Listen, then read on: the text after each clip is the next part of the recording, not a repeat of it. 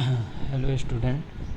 आज हम जो है देखिए अभी तक हमने जो है सारा टॉपिक थ्योरेटिकली इस चैप्टर का आपका क्या नाम है concept of refrigeration, basic fundamental concept of refrigeration के थ्योरी सारे टॉपिक्स लगभग कवर कर लिए हैं, कुछ नहीं बचा है।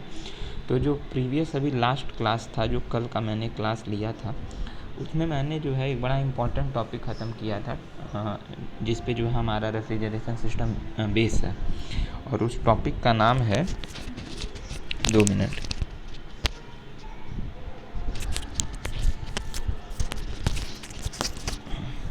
शायद आवाज़ नहीं आ रही होगी, मैं फिर से बता रहा हूँ। कल जो है जैसे ये जो चैप्टर है हमारा पहला chapter refrigeration air and air conditioning का, इसका जो पहला चैप्टर है फंडामेंटल कॉन्सेप्ट ऑफ रेफ्रिजरेशन, इसका हमने लगभग सारा थ्योरी पोर्शन कंप्लीट कर लिया है। कल के क्लास में, पिछले क्लास में मैंने जो है इसका बड़ा इम्पॉर्टेंट टॉपिक जिस पे हमारा रेफ्रिजरेशन वर्क करता है, किस पे वर्क करता है, रिवर्स कार्नोट साइकिल पर, तो उसके बारे में बताया, कैसे उसका सीओपी निकालते हैं बताया। अब देखिए उसी पे बेस जो है, जो रिवर्स कार्नोट साइकिल है, उसी पे बेस ये एक न्यूमेरिकल है, छोटा सा लेकिन बड़ा इम्पॉर्टेंट न्यूमेरिकल है। इसमें देखिए 3 चीज़ हमको निकालना है। तो आज का जो लेक्चर है मेरा ये न्यूमेरिकल बताने में, क्योंकि ये है बड़ा इम्पॉर्टेंट, कोशिश मैं करूँगा कि लगभग सारे लोगों को समझ में आ जाए। तो देखिए ये पूरा क्वेश्चन जो है, देखिए रिवर्स कार्नोट साइकिल पे ही बेस है, ठीक है ना। और अब देखो इस क्वेश्चन में दिया क्या है, दिया है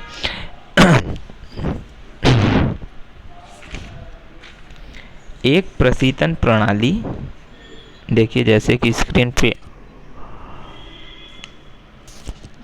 पे आप लोग के आ रहा होगा, एक प्रशीतन प्रणाली परिवर्तीय कार्नोट चक्र मतलब रिवर्सिबल कार्नोट साइकिल पर कार्य करती है, ठीक है। एक रेफ्रिजरेशन सिस्टम जो है वो रिवर्स कार्नोट साइकिल पे कार्य करती है। निकाय में तापमान सीमा है। अब देखिए जो टेम्परेचर रेंज है, जो टेम्परेचर लिमिट है वो दे दिया है। एक टेम्परेचर जो है 30 डिग्री सेल्सियस है और दूसरा जो है -10 डिग्री सेल्सियस है। इसका मतलब क्या हुआ कि हमारा हाई टेम्परेचर कितना हो गया 30 डिग्री सेल्सियस और लो टेम्परेचर कितना हो गया -10 डिग्री सेल्सियस, ठीक है, हो गया।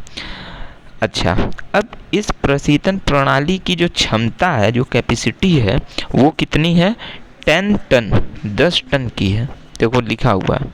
तो आपको निम्नलिखित चीज़ें ज्ञात करनी है। पहला क्या है, पहला तो आपको है कार्य का निष्पादन गुणांक, मतलब ये जो प्रशीतन प्रणाली है इसका आपको निष्पादन गुणांक COP निकालना, कोफिशिएंट ऑफ फैक्टर निकालना।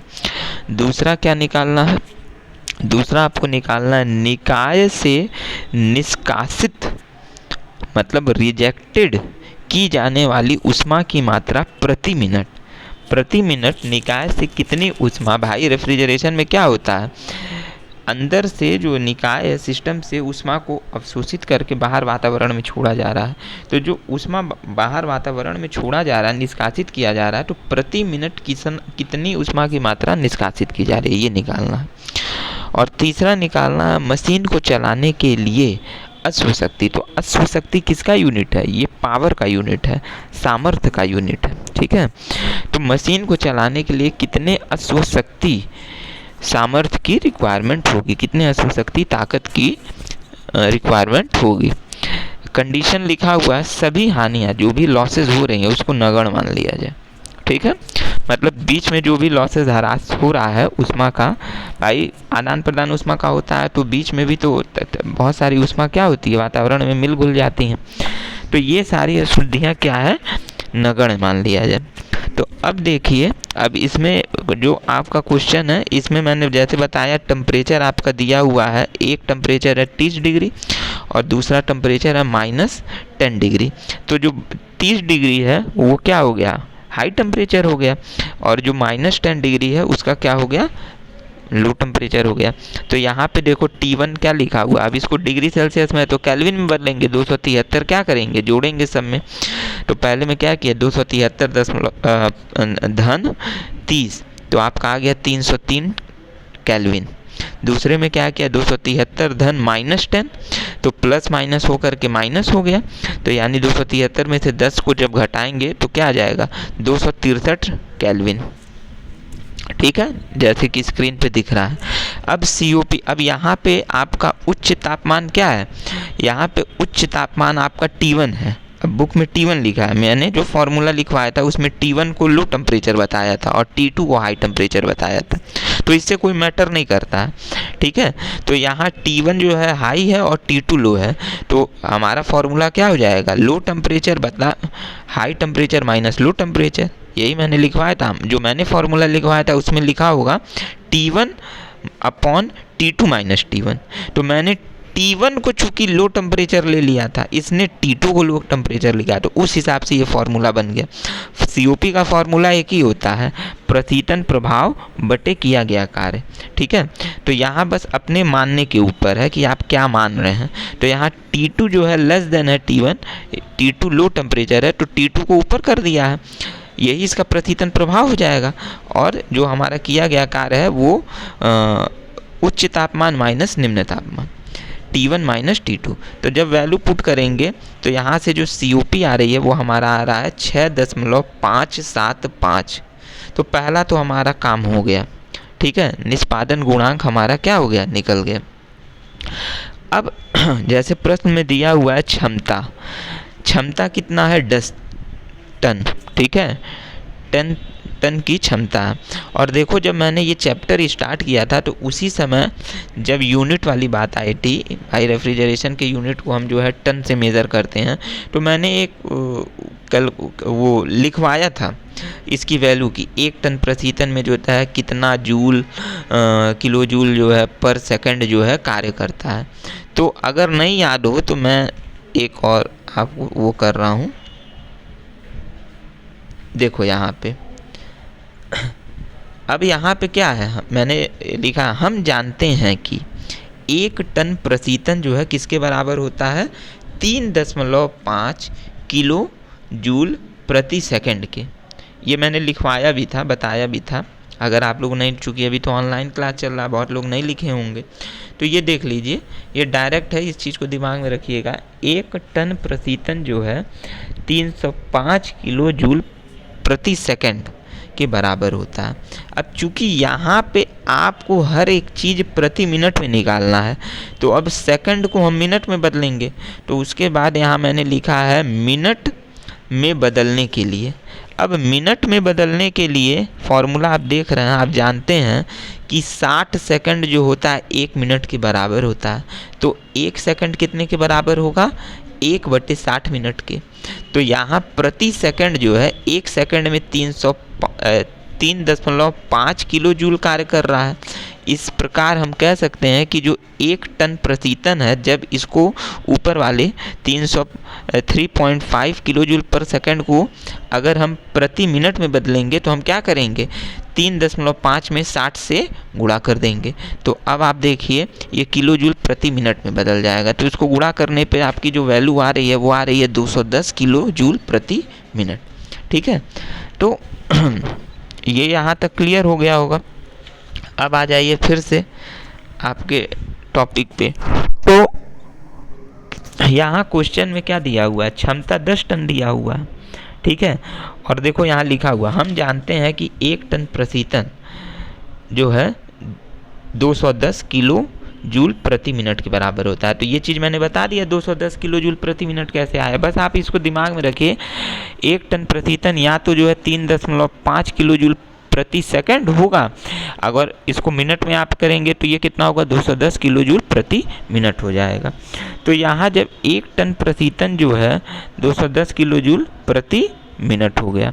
अब एक चीज़ मैंने प्रशीतन जब प्रभाव बता रहा था स्टार्टिंग में, तो प्रशीतन प्रभाव में क्या था कि निकाय के द्वारा जो रेफ्रिजरेटर है वो निकाय से कितनी ऊष्मा प्रति मिनट या प्रति सेकंड कितनी ऊष्मा क्या कर रही है, एब्जॉर्ब कर रही है, अवशोषित कर रही है, वही उसका क्या कहलाएगा, प्रशीतन प्रभाव कहलाएगा। जितनी ऊष्मा वो जो है प्रति सेकंड या प्रति मिनट एब्जॉर्ब करेगी, अवशोषित करेगी, उसी का प्रभाव, उसी के प्रभाव से ही जो है जो आपका निकाय है उसका तापमान क्या होगा, कम होगा। तो इसी को प्रशीतन प्रभाव कहते हैं। तो अब यहाँ देखिए लिखा हुआ है कि जो नेट प्रशीतन प्रभाव है, प्रशीतन प्रभाव का तो मतलब समझ ही गया कि प्रति सेकंड या प्रति मिनट जितनी ऊष्मा जो है अवशोषित हो रही है, उसी बेसिस पे यहाँ पे देखिए 1 टन प्रशीतन की जो वैल्यू कितनी है, 210 किलो जूल प्रति मिनट। यानी यहाँ पे 1 मिनट में 210 किलो जूल ऊष्मा क्या हो रही है, निकाय से अवशोषित की जा रही है। अब चूंकि निकाय की क्षमता 10 टन है और 1 मिनट में 210 किलो जूल 210 किलो जूल ऊष्मा निकाली जा रही है, इसका मतलब ये हो गया 1 टन का मान। तो 10 टन जो इसकी क्षमता है, इसका मान कितना हो जाएगा, तो 1 टन का जो मान है 210 किलो जूल प्रति मिनट है, तो 10 टन का मान कितना हो जाएगा, 10 गुणे 210 यानी 2100 किलो जूल प्रति मिनट। और यही क्या हो जाएगा, हमारा रेफ्रिजरेटिंग इफेक्ट, प्रशीतन प्रभाव हो जाएगा। ये बड़ा इंपॉर्टेंट है इस चीज़ को समझना। एक बार मैं फिर से बता रहा हूँ, इसमें कोफिशिएंट ऑफ परफॉर्मेंस तक तो क्लियर हो गया होगा। अब हमने क्या निकाला, क्वेश्चन में जैसे दिया है कि इस रेफ्रिजरेशन उसका जो है प्रशीतन तंत्र का जो क्षमता है, इसका जो यूनिट है, कैपेसिटी है, वो कितना है, इस प्रशीतन तंत्र की जो कैपेसिटी है, क्षमता है, वो 10 टन है। तो हमने लिखा था जब यूनिट इसका बता रहा था, जो 1 टन होता है वो आपके 3.5 किलो जूल प्रति सेकंड, यानी प्रति सेकंड 3.5 किलो जूल ऊष्मा जो है निकाय से अवशोषित की जा रही है। अगर हम इसको मिनट में बदलेंगे तो हम वही 60 से गुणा कर देंगे, जैसे कि मैंने अभी बताया था कैसे इसको मिनट में कन्वर्ट करेंगे। कन्वर्जन है ये, तो आप कक्षा 6-7 से ही पढ़ते आ रहे हैं। तो हम 60 से गुणा कर देंगे तो आपका आ जाएगा 210 किलो जूल प्रति मिनट। तो वो चीज़ बुक में डायरेक्ट दे दिया है। तो अब इसका मतलब जैसे यहाँ पे बुक में लिखा हुआ है कि 1 टन प्रशीतन जो है वो 210 किलो जूल प्रति मिनट के बराबर है। इसका मतलब क्या हुआ, 1 टन प्रशीतन की जो क्षमता है, इस क्षमता वाले प्रशीतन तंत्र में प्रति मिनट 210 किलो जूल की ऊष्मा जो है निकाय से अवशोषित की जा रही है। इसका ये मतलब हो गया।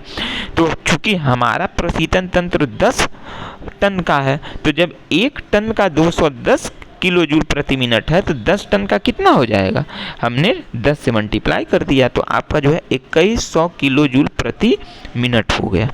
ठीक है, और यही हमारा रेफ्रिजरेशन इफेक्ट प्रशीतन प्रभाव कहलाएगा।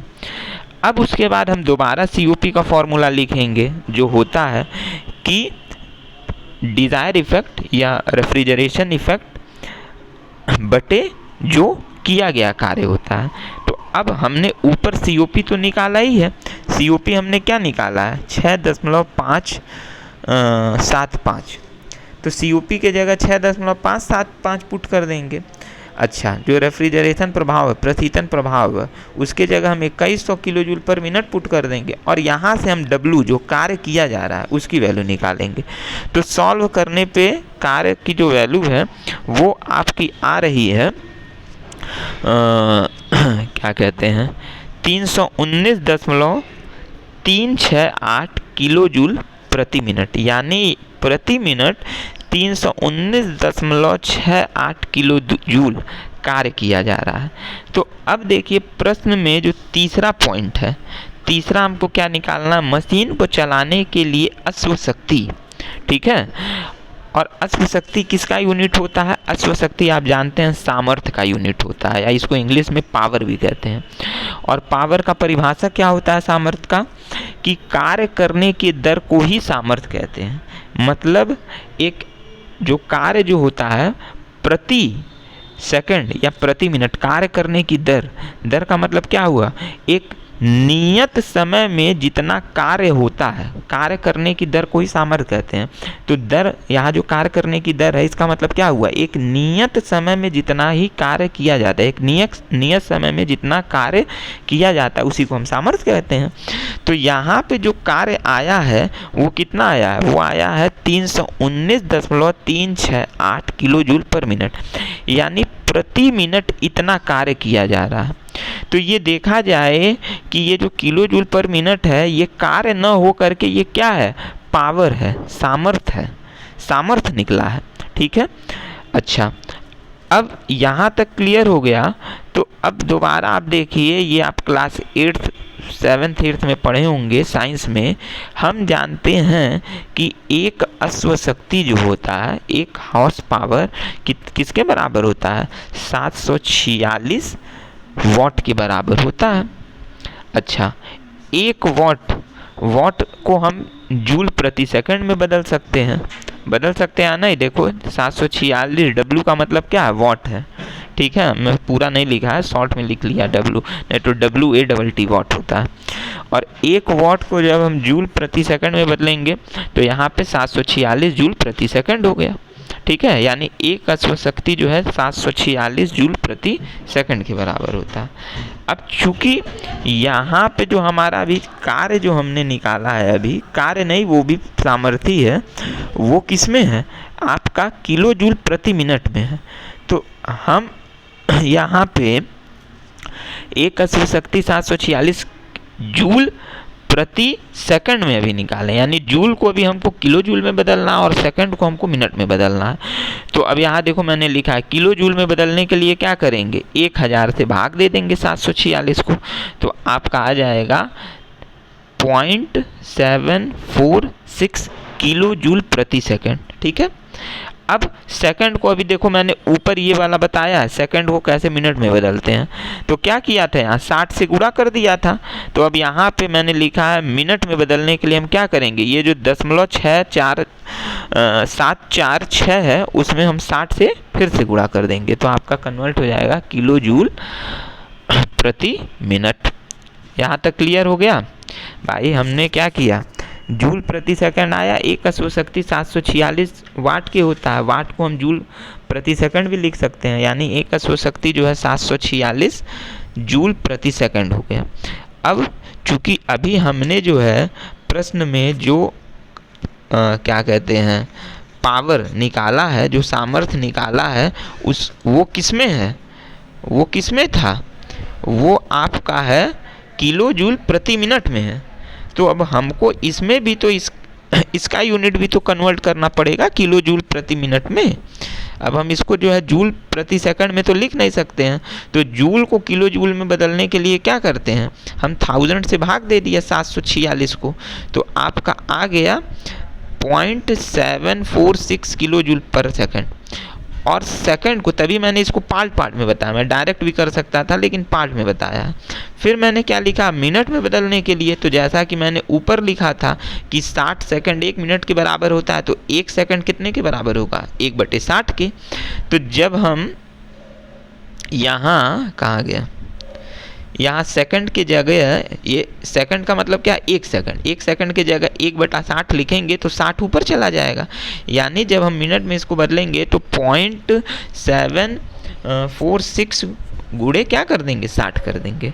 तो ये आपका हमारा कन्वर्ट हो जाएगा किलो जूल प्रति मिनट में। ठीक है, तो अब जब इसको मल्टीप्लाई करेंगे तो एक अश्वशक्ति किसके बराबर हो जाएगा, वो आपका हो जाएगा 44.76 किलो जूल प्रति मिनट। ये उम्मीद है यहाँ तक क्लियर हो गया होगा सबको। ठीक, अब बात अभी हमने निकाला जैसे कि जो हमने सामर्थ्य निकाला है अभी प्रतितन तंत्र का, वो कितना है, 319.368 किलो जूल प्रति मिनट। ठीक है, तो अब इसको हमको हॉर्स पावर में बदलना है। क्यों, क्योंकि प्रश्न में देख लीजिए क्या लिखा हुआ, प्रश्न में आपका क्या लिखा हुआ, मशीन को चलाने के लिए कितने अश्वशक्ति की रिक्वायरमेंट है, तो अब हमको हॉर्स पावर में बदलना है। तो अब हम जानते हैं, अभी हमने निकाला कि 44.76 किलो जूल पर मिनट किसके बराबर होता है, एक अश्वशक्ति के बराबर होता है, जैसे अब मैंने लिखा है। तो 319.368 किलो जूल प्रति मिनट किसके बराबर होगा, तो हम क्या करेंगे, 319.368 को भाग देंगे किससे, 44.76 से। तो जब इसको भाग देंगे तो आपका आंसर आ जाएगा 7.22 HP, HP का मतलब हॉर्स पावर, अश्व शक्ति, ठीक है। तो ये हमारा कन्वर्ट हो गया, यानी मशीन को चलाने के लिए 7.22 अश्व शक्ति सामर्थ्य की, शक्ति की रिक्वायरमेंट होगी।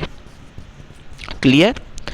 देखिए बहुत आसान है, कुछ है नहीं, बस दूसरे में भी आपको क्या करना, अश्व शक्ति में पूछा है, और हमारा जो अभी W हमने निकाला, जो सामर्थ्य निकाला, वो किस में आ रहा है, वो आ रहा है किलो जूल पर मिनट में।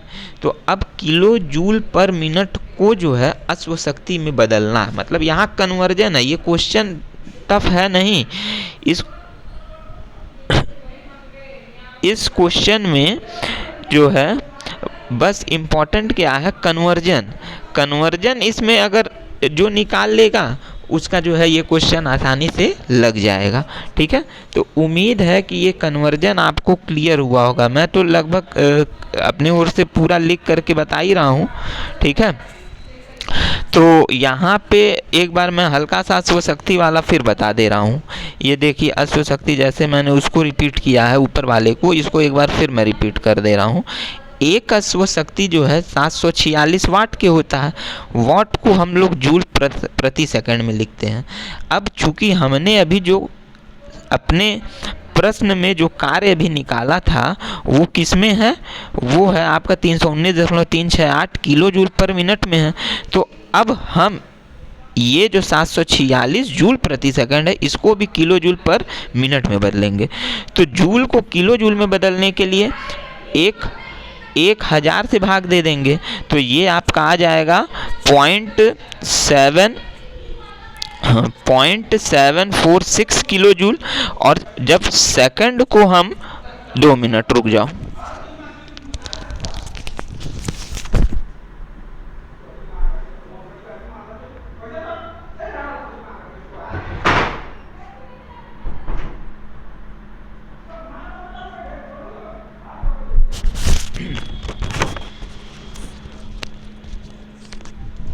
अब ये तो आपका किलो जूल में हो गया। अब सेकंड को मिनट में बदलने के लिए हम क्या कर रहे हैं, 60 से भाग दे रहे हैं, 60 इसमें मल्टीप्लाई कर दे रहे हैं। तो आपका एक अश्व शक्ति 44.76 किलो जूल पर मिनट में कन्वर्ट हो गया। अब उसके बाद जैसे कि हमने यहाँ लिखा, जो हमने अभी प्रतीतन तंत्र का जो सामर्थ्य निकाला वो 319.368 किलो जूल पर मिनट है, ठीक है। तो अब हम जानते हैं कि 44.76 किलो जूल पर मिनट एक अश्व शक्ति के बराबर होता है। तो ये जो जितना सामर्थ्य हमारे उसका प्रतीतन का निकल रहा है तंत्र का 319.368 किलो जूल पर मिनट, ये कितने अश्व शक्ति के बराबर होगा। तो इसको हम 44.76 से क्या कर रहे हैं, भाग देंगे। तो भाग देने पे कितना आएगा, 7.22 अश्व शक्ति कन्वर्ट हो गया। अब लास्ट आपका जो इसमें जो है प्रश्न है ये दूसरा है।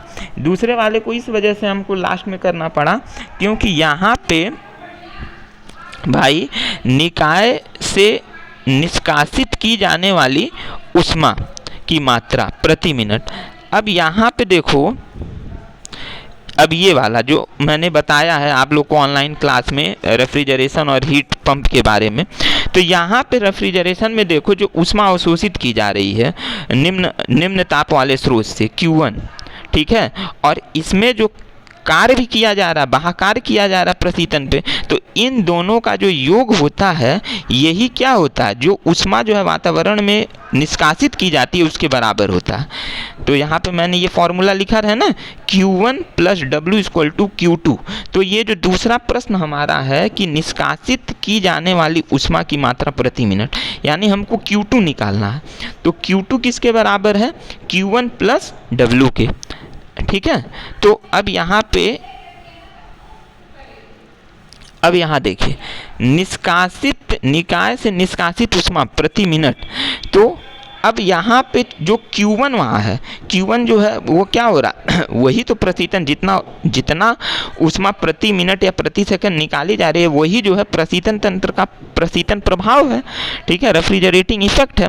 तो Q1 के जगह हम प्रशीतन प्रभाव लिख दिए और किया गया कार्य तो हमने अभी निकाला ही है कि 319.368 किलो जूल पर मिनट। तो प्रशीतन प्रभाव हमारा कितना था, प्रशीतन प्रभाव आपका देखिए हमने निकाला यहाँ पे, प्रशीतन प्रभाव आपका जो है 2100 किलो जूल पर मिनट था, और वर्क डन हमने निकाला जो सामर्थ्य है वो 319.368 किलो जूल पर मिनट। इन दोनों को जोड़ दो तो आपका आंसर आ जाएगा 2419.368 किलो जूल पर मिनट। क्लियर? तो उम्मीद है कि ये क्वेश्चन आपका अच्छे से क्लियर हो गया होगा, बड़ा इंपॉर्टेंट क्वेश्चन था, ठीक है।